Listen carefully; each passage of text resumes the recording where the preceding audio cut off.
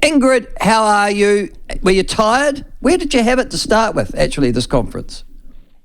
Good morning, Michael. We headed it to Papa, and no, not tired, very energised. I thought you'd say that. Yes, I thought you'd say that. Now, what for you, actually, it's a really good question.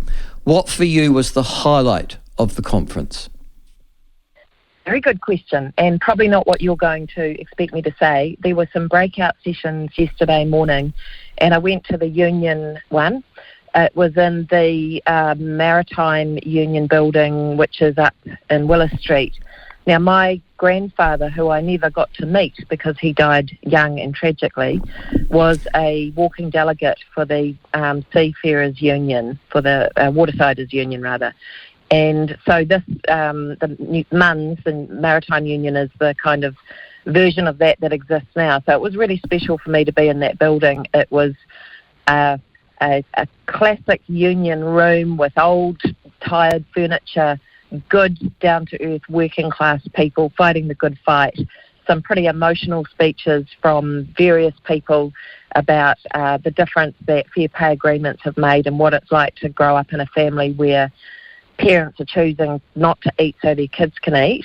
That was absolutely the highlight for me, and it made me, it just reminded me of why I get out of bed every day and do this job. Okay, so they were opining about the cost of living and things like that, you mean? No, fair pay agreements, employment conditions, workers' rights, the things that unions advocate about, and which have, we've made a lot of progress in those areas under this Labour government. As I've always said, I do sit slightly to the left of the party, and those are real passions of mine. So, minimum wage, living wage, fair pay agreements, and pay equity for women. They're all big reasons why I'm in this job. No, fair enough. But none of those issues were highlighted by the media over the fortnight. Over the 2 days. It was, I think, superannuation was number one. The coalition of cuts was number two. And then there was the apprenticeship scheme. Yeah, apprenticeship scheme laid out as well, which I have to say I agree with, actually, and I don't know anybody who wouldn't agree with extending our apprenticeship scheme. It's been a disaster for 20 years. But actually longer than that, 30 years. Ingrid, it was. We did have it in, and National chopped it after the GFC, so there was an apprenticeship scheme previously. Oh, there was an apprenticeship schemes were New Zealand's pride and joy back in the 80s and successive governments, because Labour did 3 terms as well with Helen Clark, had played around with it, and it was a shambles. But we're back to really, it's almost the old-fashioned apprenticeship scheme, isn't it? It does work. It does work, and it works both for the apprentices who learn on the job, and that is the best way that some people learn, and they get paid. And it's great for small business because they get a hand up in terms of being able to staff themselves properly and contribute to their sector. So it's a winner all round. No, yeah, and you've said that what was going to be a COVID boost, you're making permanent. I don't know if National Labour has said anything about that. They'd be stupid to play around with that particular issue because of the lack of skilled tradespeople in this country and the lack of people coming through being trained as well. But superannuation... Well, they're probably taking a bit longer to decide what they're going to say so they don't have an own goal like they did with the prescription charges. Well, that was interesting too, because the prescription charges, I thought, I've always found it irritating, when paying that $5. It just... and then somebody said, oh, well, no, it's about, your people in South Dunedin, for example, the lower end of the socioeconomic scale, being able to afford medicine, and that $5 makes a difference, particularly when it's cumulative. But then somebody else came in and said, well, why don't you have a community services card, so you've only got to pay, is it 12 times or 20 times? And then after that, you don't pay anything. It's up to about $100. It's still cost prohibitive for some people, and there's two elements to that, I think. One is the real cost. So we've heard stories about people transferring 87 cents from one bank account to another to be able to afford the prescription charge. And then I think there's also the kind of perceptual thing where if you think you're going to have to keep paying for it, you just kind of give up and don't bother. And that's the bit where the real benefit will come from, because a lot of these prescriptions relate to non-communicable diseases like diabetes, things that, if left untreated, will end up with a massive hospital bill. So it is a good investment for taxpayers, actually. It's the help at the top of the cliff rather than the ambulance at the bottom. I don't disagree with that, and I thought it was very silly for National to come out and say, no, we're going to reinstate immediately. Their argument, of course, being that they could spend the money better, and that wasn't a priority area. But the superannuation issue, you would have heard my introductory comments. It's unaffordable long-term in the future. There's no independent report that's come out and said you can keep on doing this. And you might well argue that even National and ACT's policies are risable by just simply raising the age. Your party said over the weekend we're going to keep it as it is. In the past, Labor has been just as strong. Michael Cullen, I remember very well listening to a speech of his on the unaffordability of national superannuation going forward. What's the rationale for suggesting that we can keep it as it is? Well, what I heard the Deputy Prime Minister, Carmel Sepuloni, say yesterday is that it's about drawing a line in the sand, that we can afford it if we keep contributing to it. My view is that it does send perverse drivers if you're suggesting to people that they don't say the nest egg and they don't accumulate wealth and they try and be on the poorer side of things because then they can get super. So there is a perverse driver. But I think the political element is just, this is something we've always had, this is something we value, we can afford it. There's another argument as well, if you take the logic of what you're saying, there's an argument to say in the future we may not be able to afford health care for very senior people as we keep extending life expectancy. That's right. You quite rightly pointed out the costs go up exponentially. These are dangerous conversations to get into when it comes to who do we prioritise. So while we can afford 65, let's do that.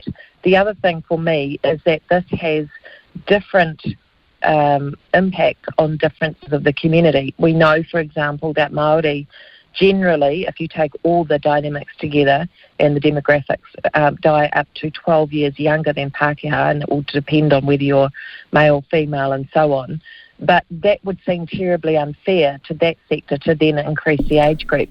So whatever we do with super has to be, in my view, a big conversation over a number of years, evidence-informed, and there has to be enough time for people to be able to plan and prepare. It's not something you introduce over a 3 to 5 year period.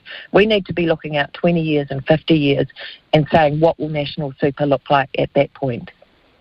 But, I mean, with all due respect, I mean, I'm sure everybody listening to this would agree with me. National and Labour, ACT and the Greens, you've had the last 6 years to have these conversations. New Zealand First, you never do. Superannuation turns into the political battleground we're going to see in 5 months, Ingrid. We did have a little bit of this around, and I'm trying to remember what the legislation was. It was to do with the superannuation scheme and its availability to people who had been out of the country. And so there was a little bit of debate around, whether you introduce these changes incrementally, whether you have grandparenting clauses, whether you have sort of a bright line. And a lot of the inequities were flushed out in that discussion, both in the Select Committee in Finance and Expenditure, which I sat in, but also in the House.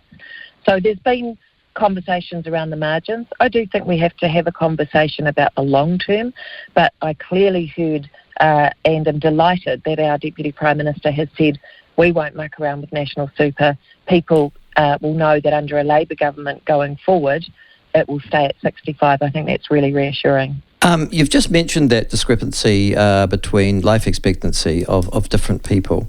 If you draw the ethnicity for European, Maori, Pacific and Asians, and the Department of Stats do, you're absolutely right. I think the gap between males is 7.5 years for Maori males, non-Maori males, and 7.3 years for females.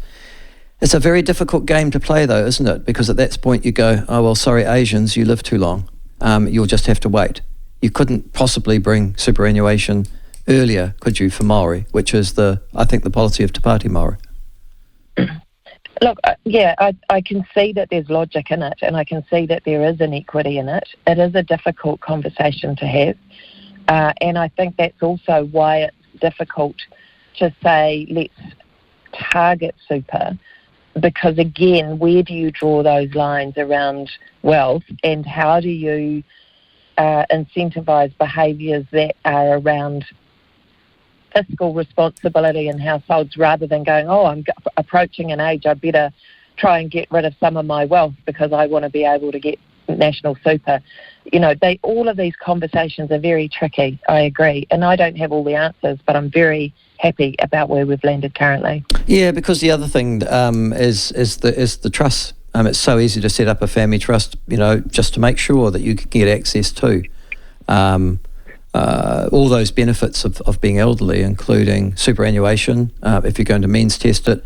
Another one, obviously, is rest home subsidies as well too, Ingrid. So, yeah, I think we've failed completely in there in the last 30 or 40 years. And I'm pretty sure the generation... Yeah, carry on. Oh, sorry, I didn't mean to cut you off. No, you go for your life. That's the reason... Thank you. That's the reason why I'm so delighted with the work of David Parker around getting real data about how much tax people are paying, because trusts are obviously one area that we have looked at, and we've seen that people are trying to avoid the top tax rate of 39 cents and have put things into trusts, and we've said we will wait and see if that happens. It has happened. I mean, I think that was fairly predictable, so now that loophole will be closed, but getting a sense of how much real tax people are really paying is fantastic data to be able to do proper tax policy and answer some of these very big questions. So it's world-leading work that Minister Parker's done. The IRD has gathered real data rather than just representative data, if you like, and we should be able to make some informed choices around that in the future. At the other end of the scale, there's another story that's broken this morning, but it's been around for a while, you'll be aware of it, and that is how much money is owned by lower socioeconomic groups, particularly Maori and Pacific Islanders, to the Ministry of Social Development. That now has ballooned out, our latest official figures are, to $2.4 billion. So in other words, that's money that's either been loaned or advanced, stolen, and whatever it might be. $2.4 billion. That's roughly every superannuitant owes the government about $4,000 each, and the debt has to be repaid at an average of $16 a week taken directly out of their benefits. This has been a huge issue around child poverty, that particular issue. Was there any discussion about that matter over the weekend? Because that would seem the people who are most vulnerable are the most also indebted, it would appear, and ironically the government was one of their primary debtors or creditors.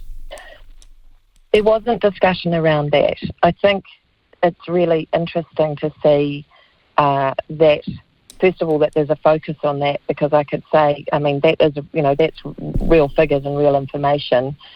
It's also interesting to look at corporate fraud and what is owed around that, and the media doesn't tend to do that as much, and I think it's a harder thing to get information on.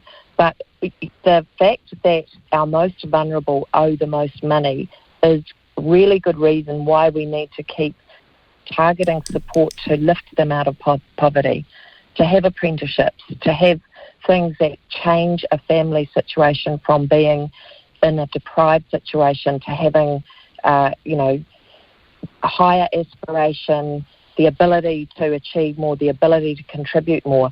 And I've seen that in my own family. My father had the benefit of university education. He won a scholarship to go to medical school that his family wouldn't have afforded. He had to go to school, sometimes in the snow in bare feet. He got a scholarship. He became a doctor. Our family had a comfortable middle-class existence, and my parents worked incredibly hard and had a strong work ethic. But I definitely saw the difference between our life and the life of many of my cousins who didn't have the same options, some of whom were way smarter than I am, didn't get to go to, tertiary education and so on. Education's a real game changer. This is why we have to target support. Yes, it is. We can talk about that another time. Actually, no, I'll talk about very quickly now.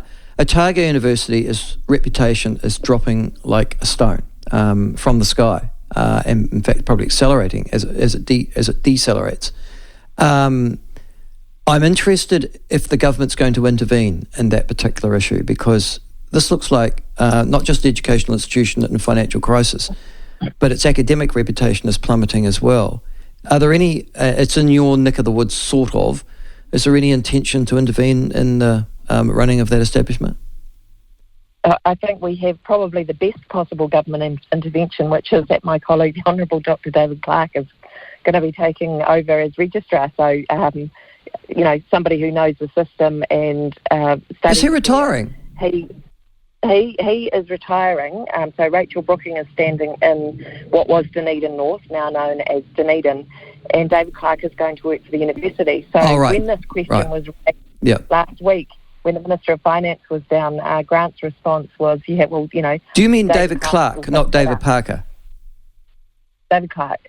Yeah, sure. I suddenly thought, oh my God, Parker's retiring? But you mean David Clark, the Dunedin North MP? David Clark. Yeah, and That's former right. Minister of Health.